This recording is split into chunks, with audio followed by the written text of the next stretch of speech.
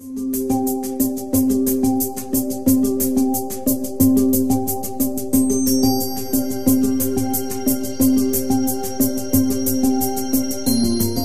back. We're talking with University of Detroit Mercy's head men's lacrosse coach, Chris Colin, coming off the road. Tough weekend, tough week. Air Force, it was a tough loss, obviously. We're going to talk a little bit about that. And it was just kind of a tough week all around. Maybe you can talk a Yeah, little bit about. we went down to Jacksonville and had some pretty bad weather. It was nicer up in Michigan here than it was down there. That's a really good team. There's a reason they're ranked in the top 20. I thought we played very well, but for about 7 minutes. So we won some quarters. We matched them in a lot of things, but they had a couple. When our goalie's chin strap busted into a million pieces.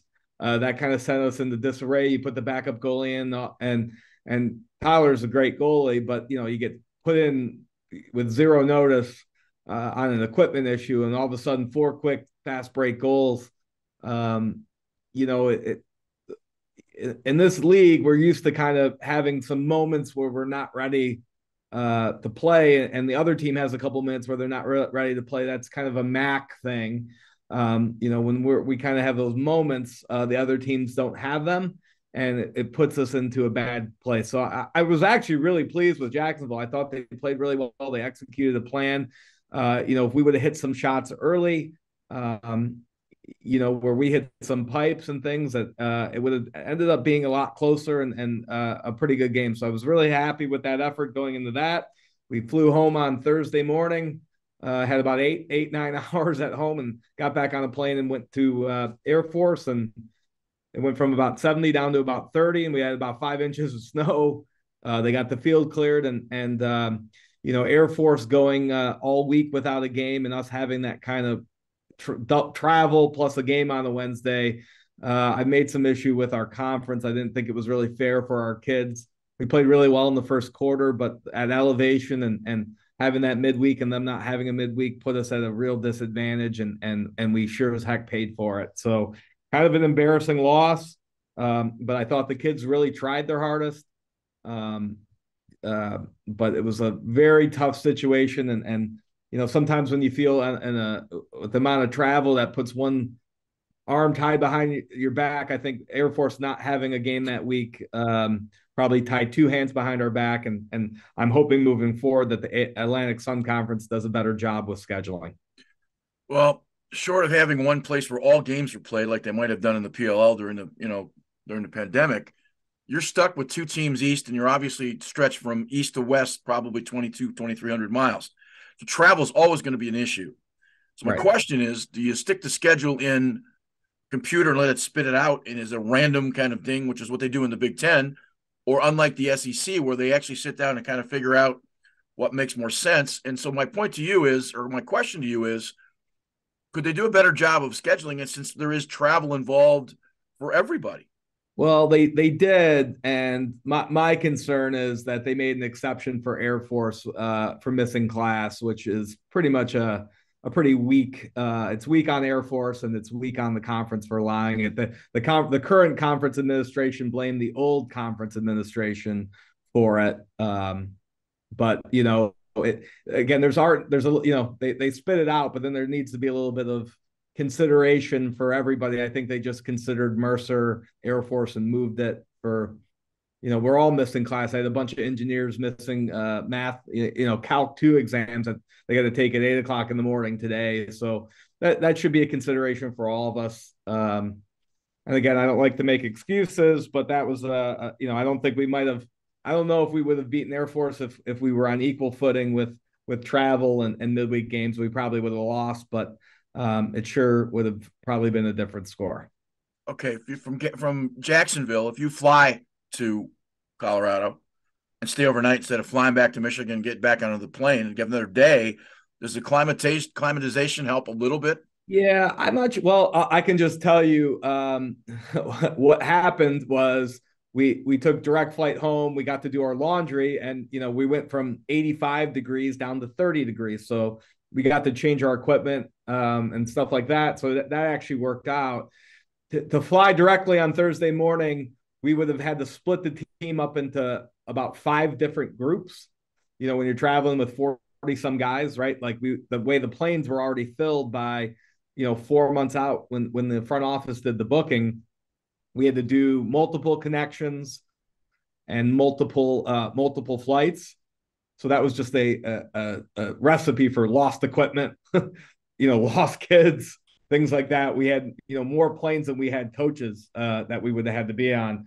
So this way, we were all in one plane to come back home, do our laundry, change out the bags, and then get back out there in the morning. So the climatation would have been better, probably, if we would have had a better situation. But the way Delta had the flights full and everything like that seemed to be the best option.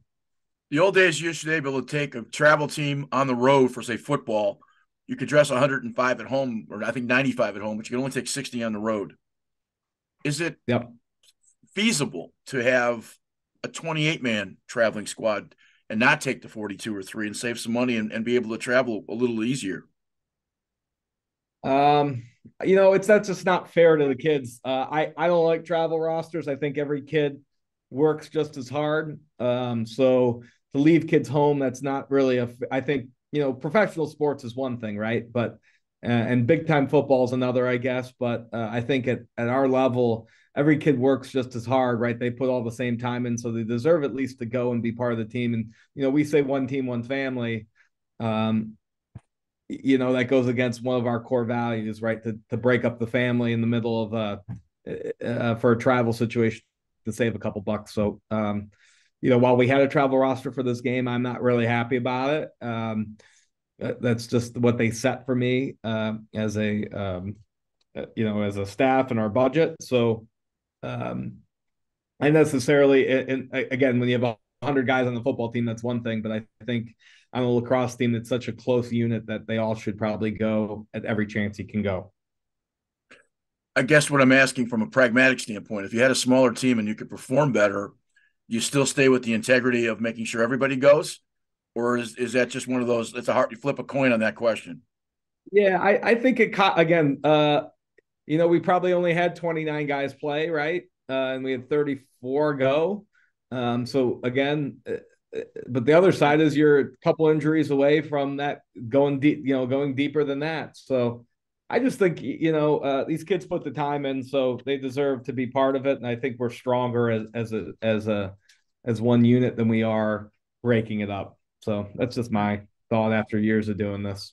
Obviously, you're coming home to play a Bellarmine, a 9-4 team that's had some pretty impressive wins and some really tough losses against some really good teams. So Bellarmine is going to be a tough hill to climb.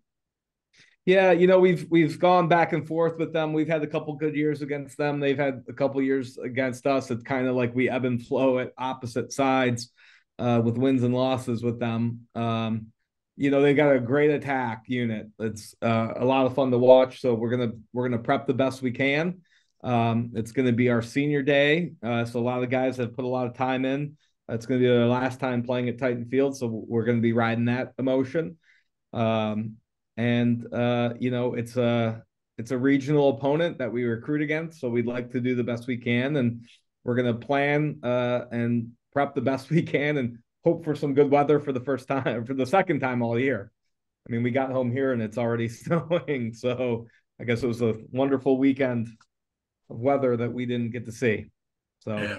Well, are you out of the playoffs at this point, Freyson? well, I think we need some help. So if we win these 2 games, I think we could be in good shape with the way it's working out. We could slide into the 6th spot. So, we're gonna focus on this week. It's our senior day, and we're playing at home where we think we've done a little bit better.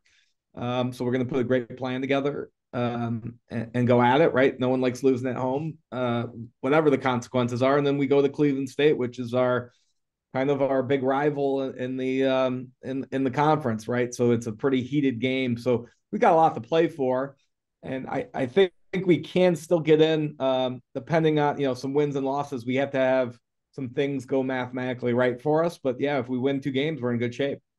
Well, good. Well, listen, appreciate the time.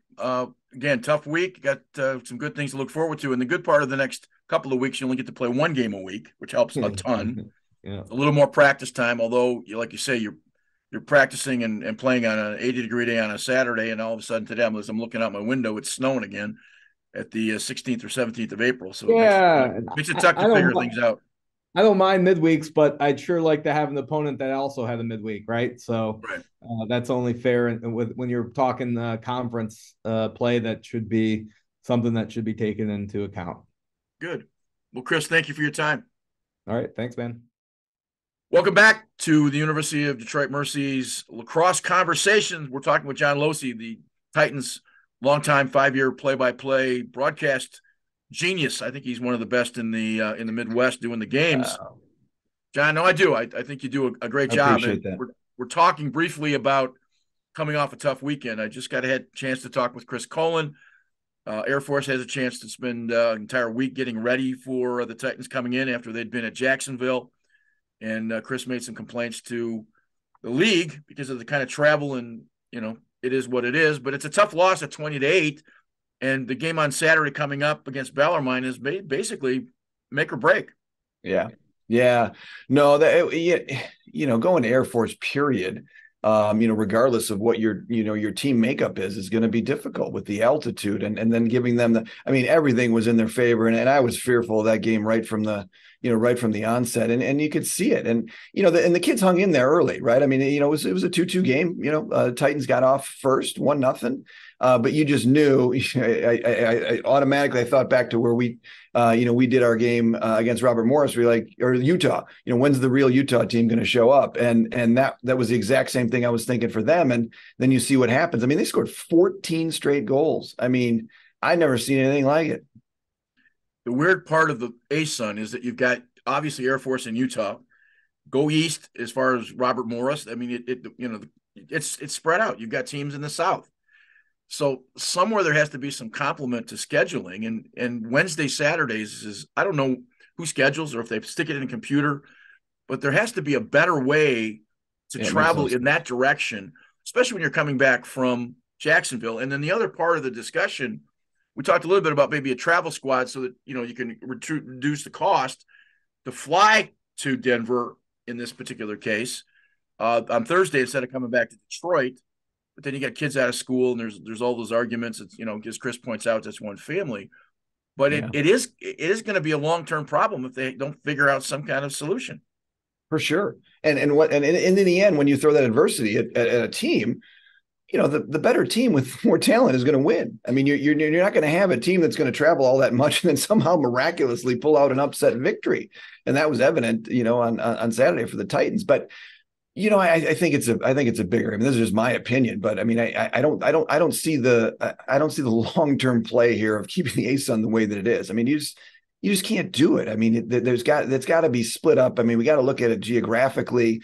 I think something fundamentally needs to be done, but it's way above my pay grade, and who knows what the future is, because you got to look at other sports too. I don't know where that factors in as well, but for the teams like the Titans and for Lindenwood and for Queens, it's like, it's not a good situation. I think the travel restrictions are what they are, but I would ask myself this question: would we be having this conversation if the Titans had won? I don't think it changes. I mean, I just don't see how that would ever happen. Right? No, that's what I'm saying. Yeah, you're a little more tolerant when you're on the winning side of it, but the reality to it is, this is really almost unmanageable. It is. It is. I mean, you go back and pick some of those really, really talented, senior laden teams for the Titans and put them in this situation. I mean, I remember, a couple of years ago, they were just going out to Manhattan, and then they were heavy favorites, and they didn't come out and they didn't play well, and it's just simple things like that. Just going to Manhattan, let alone going to Jacksonville, and then go. I mean, it's just. I mean, I do it for my job, and it's not great, and I'm just sitting in an airplane.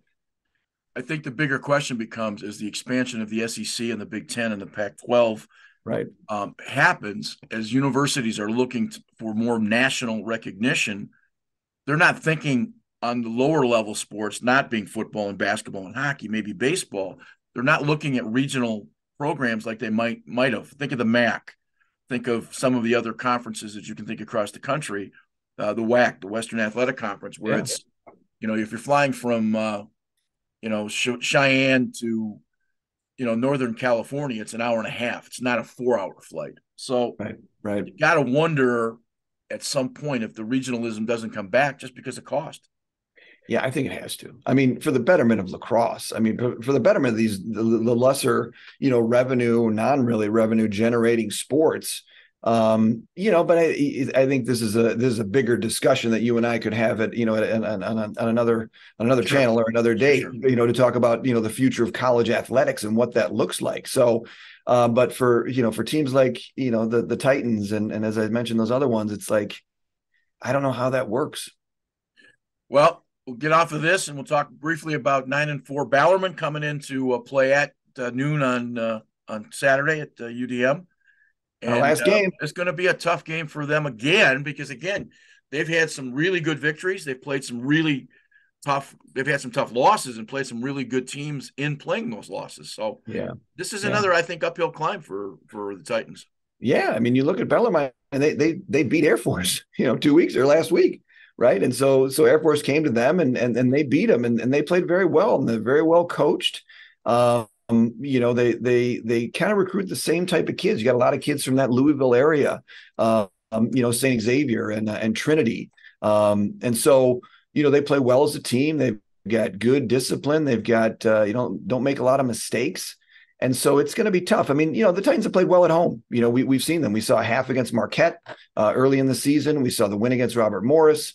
And so there have been flashes, the win against, the Lions. And, I expect them to play well. At some point, the adversity has got to, get to a certain point where it's going to pay off. And I think we've seen it. But I think I expect a good showing from the Titans this weekend. All right. Well, we'll leave it there until Saturday. We'll pick it back up about 11:59 on Saturday morning against Bellarmine. And our last one of the year, Greg. It's a bummer. I'm bummed out. I'm like, what do we, that's it. We just started doing this. Yeah. Well, we'll definitely see you Saturday and have the rest of a good week. All right. See you, Greg.